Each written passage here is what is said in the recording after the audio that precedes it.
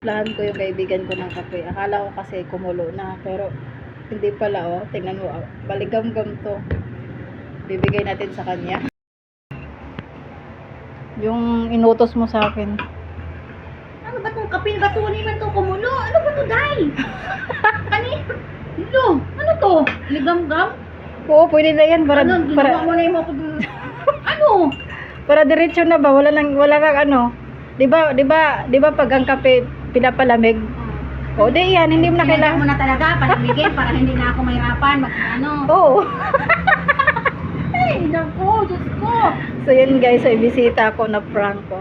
Pwede na yan. O, 'di ba pag kapag kumulo nga, pinapalamig tapos ngayon magrereklamo ka o inumin mo. Ramdam mo ba yung pait? Dahil ko pa ito, tsaka hindi naman siya nung maligam-gam, talagang malamig talaga siya. May galit ka ba? Wala akong galit, o. Tingnan mo guys, o, diba? Yung pagkain niya, o. Yung bisita ko. Ayan.